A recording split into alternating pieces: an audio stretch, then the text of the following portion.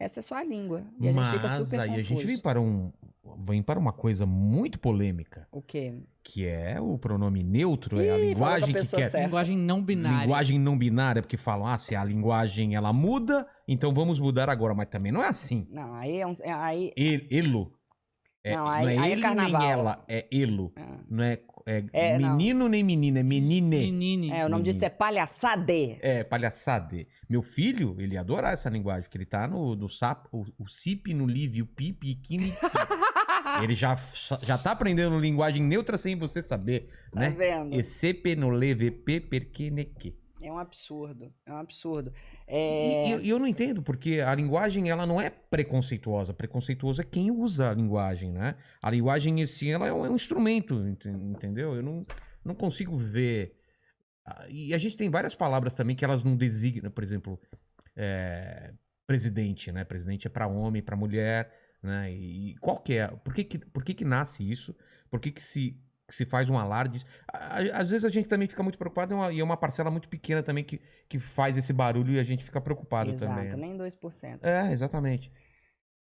Vamos lá. O dialeto não binário eu chamo de dialeto porque é um modo de falar, né, de um grupo específico, marginalizado, e isso que designa o que é um dialeto, né?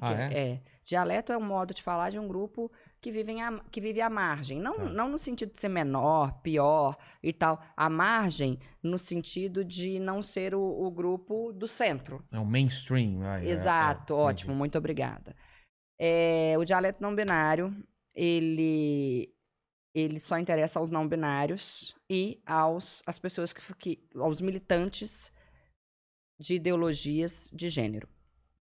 Essa é a grande verdade. E ele não faz o menor sentido. Por quê? Vamos lá. A língua portuguesa vem do latim. No latim havia o gênero masculino, o gênero feminino e o gênero neutro. Na passagem do latim para o português, o que era neutro se tornou masculino. Logo, quando eu digo boa noite a todos, eu já estou incluindo todas, porque o masculino, na nossa língua, faz o papel do feminino também, do neutro. Entendi. De tudo. Isso não é machismo. Isso é regra. Isso é regra e as pessoas querem achar machismo em tudo.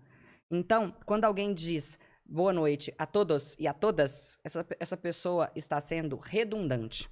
E quando já abrange. Já abrange. E quando essa pessoa diz boa noite a todos, a todas e a todes, essa pessoa está sendo ridícula.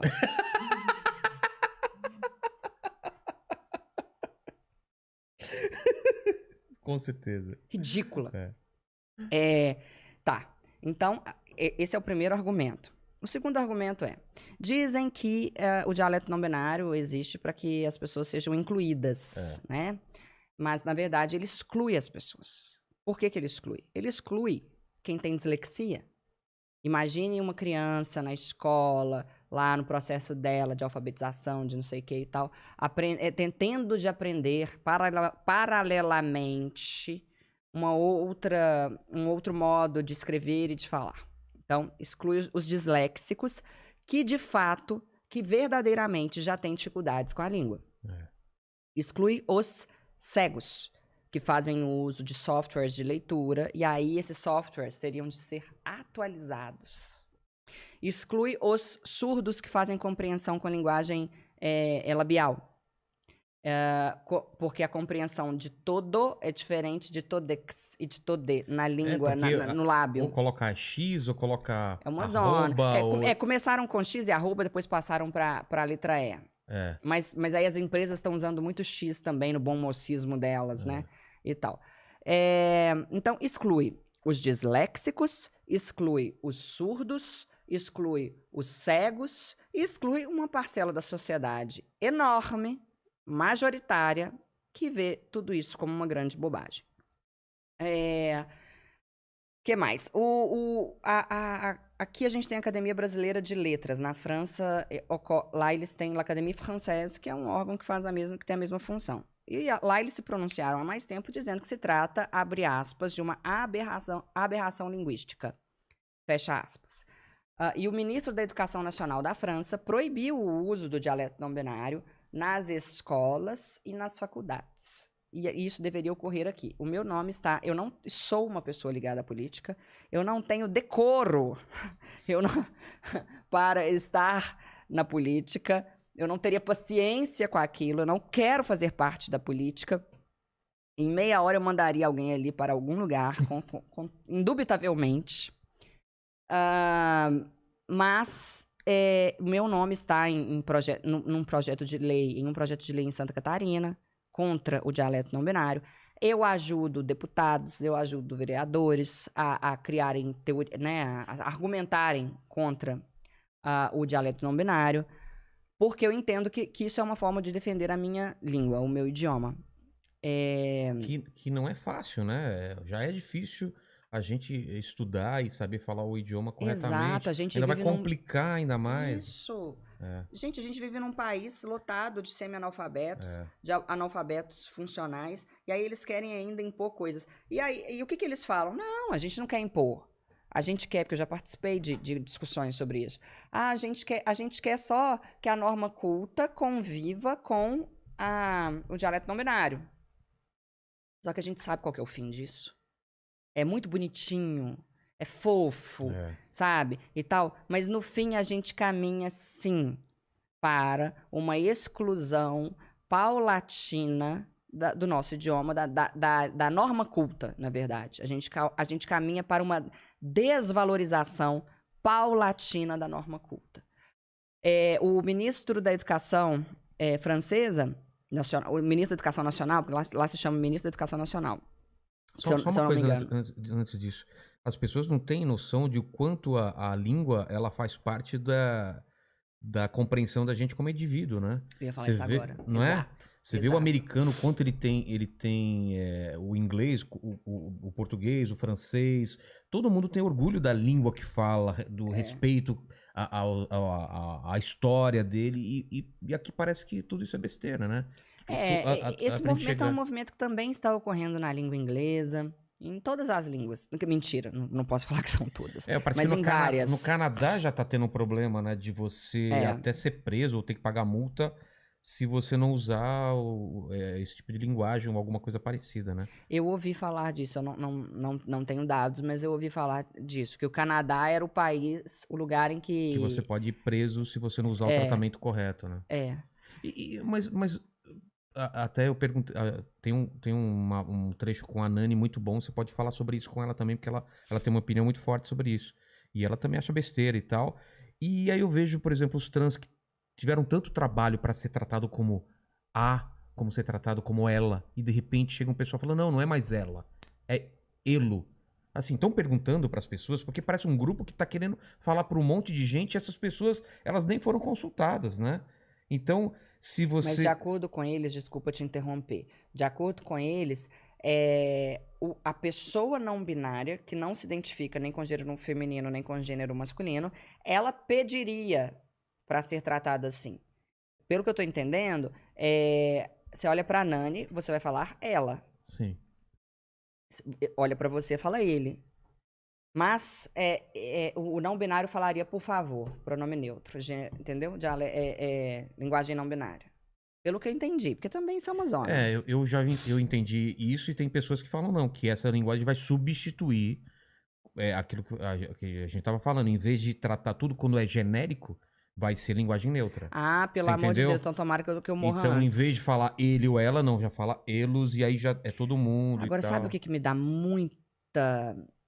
Não sei, alguém no chat aí pode ajudar a gente também pra saber como que tá isso. Sabe o que me dá raiva? O Max foi mais rápido. O que ele falou? Ele puxou uma matéria aqui, ó. Canadá aprovou uma lei que criminaliza o não uso de pronomes neutros para quem exigir ser tratado por eles. Sim, a gente falou isso em algum podcast aqui acho que, se eu não me engano, foi com o Rolandinho. Pode falar. Aí a chamada é aqui. Quando uma lei semelhante será aprovada no Brasil para obrigar pessoas a usar ele? Tomar banho. Então. Vai aprovar o tipo de lei, gente? Lei para alfabetização das pessoas. Olha só que interessante. Mas você ia falar alguma coisa sobre a França, eu te cortei, só para você não perder a linha. O ministro da Educação, da Educação Nacional lá na França, ele falou, e eu concordo com ele, que esse dialeto, em que ele é prejudicial? Ele é prejudicial principalmente na interpretação de um texto. né? Para você entender o que está escrito, gente. É outra língua. Então, na interpretação, para você escrever, enfim. E outra coisa, é arbitrário. Colocou-se uma letra E, e aí, tá. E aí, como é que eu vou... Alface. E pente, e alface, e elefante. Elefante, Como é que vai ser isso? É. Entendeu? É um total... Olha, o Brasil, quer dizer, isso aí é mundial, mas é um... Mas sabe o que me parece? Parece que a gente não tem problema sério pra resolver, não é? Exato. Pô, o homossexual que tá tomando lampadada na Paulista, sabe? A mulher que tá sendo agredida na casa dela, essas coisas são importantes. E o jeito que vai ser tratado, você acha que a mulher na periferia tá preocupada, ou o trans tá preocupado com isso? Olha, Não é? você falou uma coisa ótima, que é o seguinte, complementando. Trata-se de um modo de falar de uma elite progressista. É, uma elite. É uma elite progressista. Por quê? O menino lá da favela... Tá sendo discutido no Starbucks isso, entendeu? Exato. Obrigada. É isso. É discussão de Starbucks. E outra coisa, o que me dá muita raiva é quem difunde isso, os maiores responsáveis por isso, são os professores universitários. Ah, é?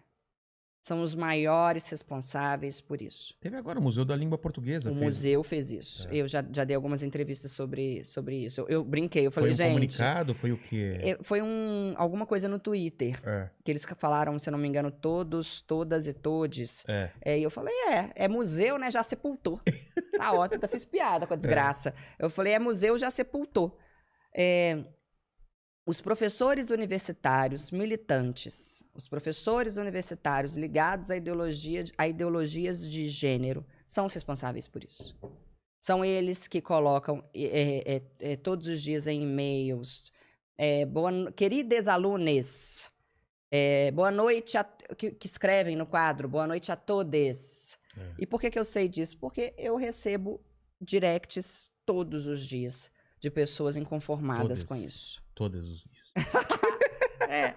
Então, assim, é triste. É triste ver um professor colocar a ideologia dele acima da norma, do estudo, do que é correto, do que é certo. E aí vem algumas empresas e entram nesse bom mocismo e aí eles escrevem o suco de todes.